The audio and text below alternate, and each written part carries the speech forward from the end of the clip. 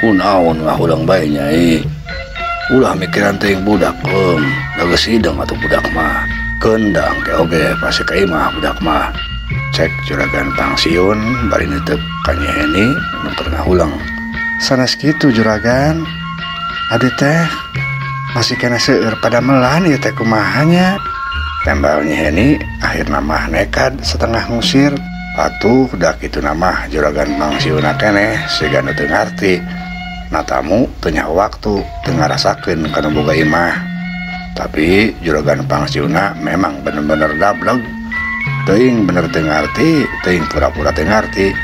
Dikitukeun ku Nyai Heni teh angger bae teu niat balik. Sok bae atuh bareng rek gawe mah Nyai. Ulah kaganggu ku kuring, malah sok dibaturan ku kuring.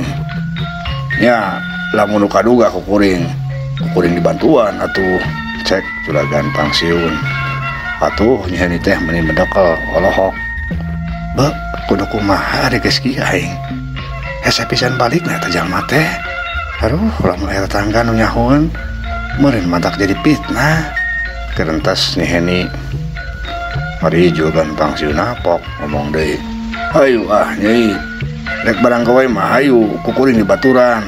Ulah asa-asa hitung-hitung ngalalanya bae kuring mah, cek juragan pangsiun deui. Nyai Heni beuki bingung jeung seueur ongkoh babakuna mah. Atuh darek teh seueurna kumaha, juragan pangsiun teh siga bener-bener teu boga rarasaan. Lain guat balik malah ngahajakeun make rek ngabantuan Nyai Heni sagala cenah. Ah teu kedah juragan, nyesahkeun. Isin atuh abdina. Keun wios da abdi mamaksa teh bade katampian, bade ngumbah parabot juragan. Ih, kuring mah teu naon Nyai. Teu ngarasa disusahkeun. Justru kuring mah yang apal ongkoh kaayaan di lembur. Cek juragan pangsiun keukeuh. Nyai Heni beuki bingung kumaha carana supaya juragan pangsiun teh ambih guat balik. Ieu jalma bet dabeg-dabeg teuing atuh nya. Ayeuna tamu teh bet teu ngartikeun pisan kana boga imah teh. Kudu kumaha ngusirna ari geus kieu atuh aing teh. Jadi bingung. Kerentas Nyai Heni nempok Nyai Heni ngahulang deui pok juragan pangsiun nyarita. Ih Nyai mah kalah ngahulang deui atuh. Geuwat Nyai hayu.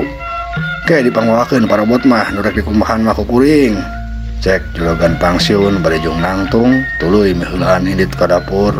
Atuh Nyai Heni teh beuki reuwas jeung keder nampa kitu mah. Buru-buru Nyai Heni nangtung udag juragan pangsiun anu geus leumpang ti heula. Hapunten juragan, wios teu kedah wios. Isin di dapurna barala juragan. Cek Nyai Heni bari buru-buru nangtung udag juragan pangsiun anu geus miheulaan leumpang ka tukang. Gep teu sadar narik leungeunna juragan pangsiun ngarandeg eureun. Tapi eta kalah meni bungah bisan dicepeng leungeun ku Nyai Heni teh. Ku bunga-bungahna teu sadar manehna kalah ngomong. Aduh, ieu aing ngalaman cepeng sagala ku Nyai Heni anu geulis. Aduh, meni lemes kieu geuning leungeunna. 2 bulan pasti bakal rasaeun ieu mah ieu. Cek juragan pangsiun teu sadar ngomong. Atuh Nyai Heni teh meni reuwas era leungeunna langsung dilesotkeun. Hapunten juragan, hapunten. Cek Nyai Heni juragan pangsiun oge reuwas. Aduh, nah ieu sungut aing make kaceplosan sagala tuh. Kerentas juragan pangsiun manehna uga era beungeutna beureum. Sajongjongan mah duarana ngadon pating ngarulang pating jaranteng.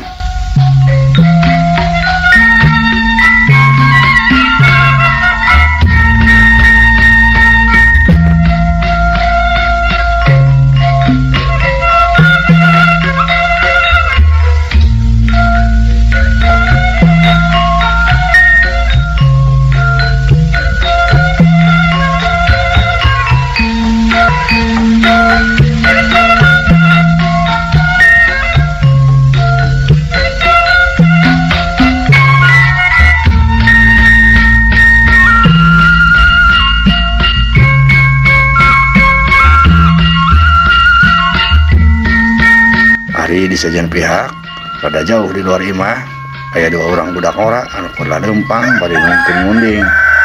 Si horeng eta dua budak ora teh si Uday jeung si Bungkrung teh anu meunang tugas ti Ambu Yayah pikeun ngaganggu jalma lalaki anu keur natamu di imah Nyeni.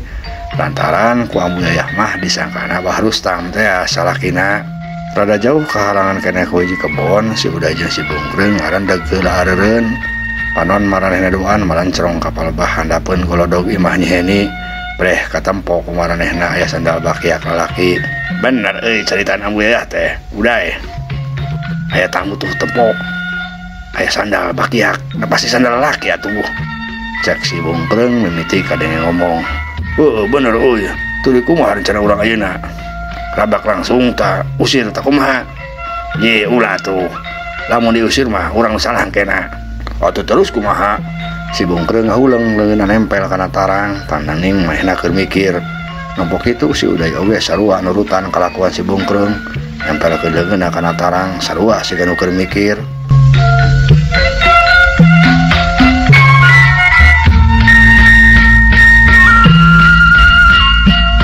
Di sajian pihak rada jauh tidinya Ambu Yayah si horeng keur ngawaskeun tita tadi.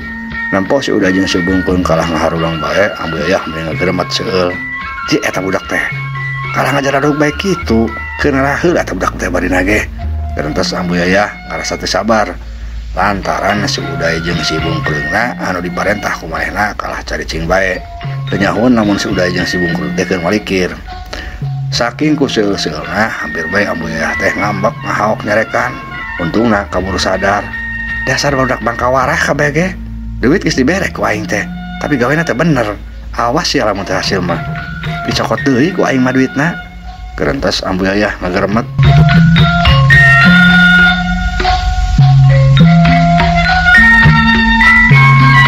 Ari si Uday jeung si Bungkrungna masih keneh pating harulang. Teulah si Bungkrung siga nu katempo curing hak. Nya carana ayeuna mah. Cek si Bungkrung. Si Uday ngareret. Si Bungkrung tuluy ngaharewos. Si Uday unggut-unggutan. Alus heueuh kitu bae lah. Dewek satuju. Cek si Uday. Satuluyna duanana pating keteyep leumpang ngadeuketan ka imah Nyeni. Leumpangna mending hati-hati sieun lamun runtah katujug teh ngasada. Sanggeus rada deukeut si Uday tuluy ngalikeun heula mundingna kana tangkal nangka. Tuluy duanana leumpang deui ke keteyepan ka pipir imah Nyeni. Saterusna katempo naroong ti salah-salah bilik, tapi si horeng di tengah imah teh teu katempo aya sasaha. Sasaha euy. Bohong sugan Ambu Yayah teh nya. Cek si Uday ngaharewos. Teuing atuh. Tapi syukur lamun bohong mah. Nu penting mah urang geus menang duit. Teu kudu capek-capek atuh euy lamun eueuh mah syukur. Tambah si Bungkrung sarua maena oge ngaharewos.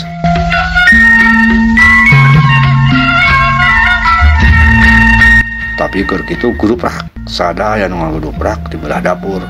Si Uday jeung si Bungkrung curing hak. Sada anu ngaguduprak euy. Ti tukang imah sigana mah. Iya bener, cing cuang tempo. Duanana tuluy ke keteyepan deui ka tukang imah. Naong deui tina salah-salah bilik. Ari si horeng meureun anu ngaguduprak tadi teh juragan pangsiun ngangkat parabot anu maksudna rek dibawa kalah ragrag deui. Jadina kade ngaguduprak. Buktina bae katempo tina salah-salah bilik. Nyeni jeung juragan pangsiun siga nu keur parawut dingkul wadah parabot. Tos wios ku abdi bae juragan, teu kedah repot-repot. Cek Nyeni bari leungeun arek ngarebut dingkul anu geus dipangku ku juragan pangsiun. Ih, cenah naon nyai? Hitung-hitung latihan kuring mah. Geus ieu mah tenang bae.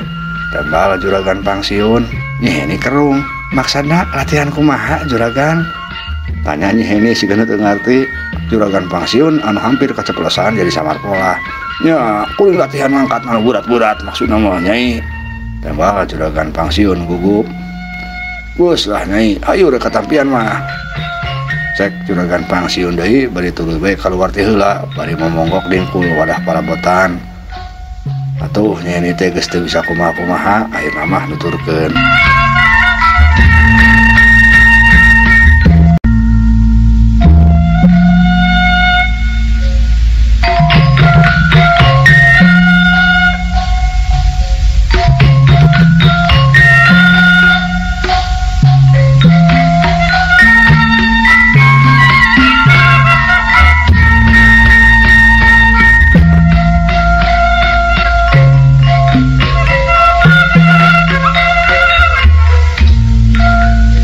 Di sejen pihak si Uday jeung si Bungkrung masih keneh terus noong.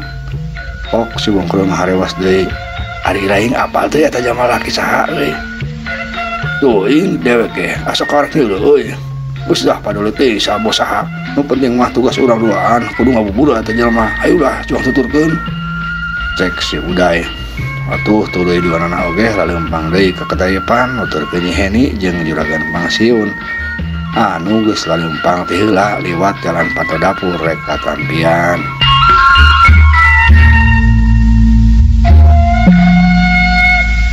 Di sejen pihak deui Ambu Yayah oge masih kene ngawaskeun ti kajauhan. Barang ningali rentang-rentang Nyi Heni jeung juragan pangsiun kaluar ti dapur, Ambu Yayah meuli curinghak. Hatena langsung bae ngaheap deui. Lantaran nampona ti kajauhan jadi teu bisa ngabedakeun nah jalma lalaki anu kelempang jeung Nyi Heni teh Bah Rustam atau jalma sejen. Maklum ringkag Bah Rustam jeung juragan pangsiun teh teu jauh bedana. Jadi ku Ambu Yayah anu keur kasudut hatena mah langsung disangka bae Bah Rustam. Jadi beuki panas bae hate Ambu Yayah teh. Kurang ajar, dasar nurus tunjung eta si Abah. Ka aing mah can pernah teuing rek ngawakeun babawaan. Nah, tarik kasih bobongok Heni, dadai kanan memanggul dingkul gitu sih kana teta. Bener-bener kudu di luar ya mah ku aing. Kerentas Ambu Yayah saking ku panas-panasna Ambu Yayah geus poho di tembah wadi terus beleumpang ngincik rek maranan juragan pangsiun anu disangka pemainna mah Bah Rustam salakina. Di sejen pihak deui si Uday jeung si Bungkrung oge masih keneh rada cepan nuturkeun juragan pangsiun jeung Nyi Heni. Duanana katempo leumpang ka katayepan tapi teu dilareg areureun mok si Uday ngaharewos. Rek kumaha urang ayeuna euy. Rek kumaha naon atuh? Ye dasar boloho maneh mah. Kapan tugas urang teh ngabubur eta lalaki lain? Terus kumaha maksud ilaing? Maksud dewek rek kumaha cara ngabuburana? Cek si Uday deui. Atuh saperti rencana tadi bae. Boloho maneh mah. Tembal si Bungkrung. Satuju gitu ge. Lamun kitu silain geuat atuh. Luat ngalah sayang sireum ka karanggena. Dewek rek foto lah munding, ambil kali langsung baik wae lamun kanyahoan langsung kabur. Beres ban. Nya kitu ge satuju. Sok buat atuh cokot mundingna. Dewek rek kalaheula sayang sireum ka karangge. Cek si Bungkrung. Tuluy bae si Uday indit balik deui rek nyokot munding anu tadi ditalian kana tangkal nangka. Sedangkan si Bungkrung tunggak-tunggak ka luhur kana tangkal neangan sayang ka karangge. Si Bungkrung buat ngalacat naik rek ngalah sayang sireum ka karangge teu lila turun deui teuing kumaha carana nu jelas mah sika nu gampangkeun pisan si Bungkrung geus meunang sayang ka karangge.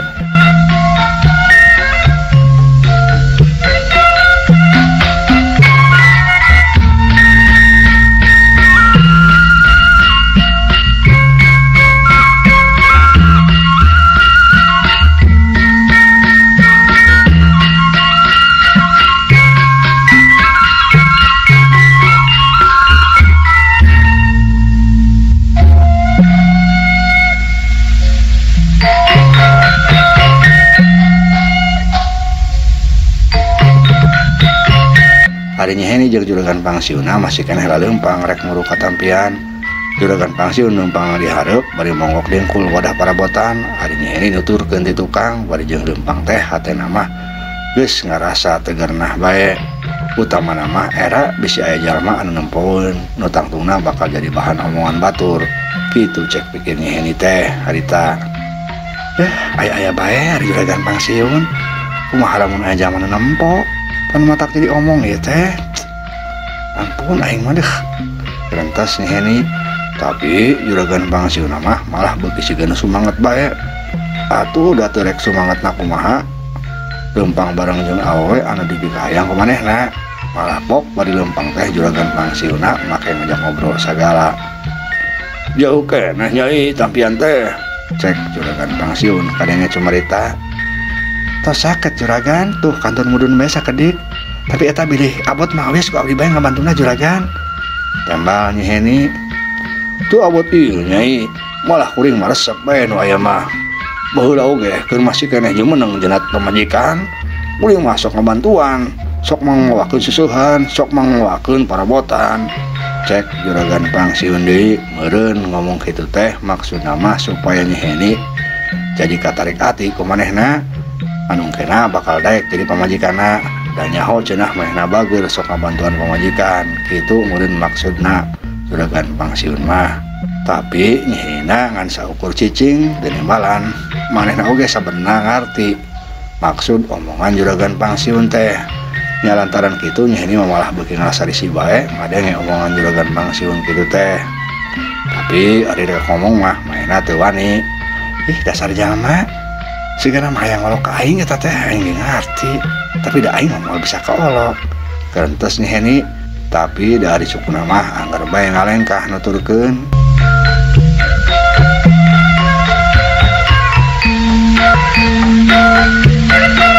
Terilah duanana geus anjog kana pudunan.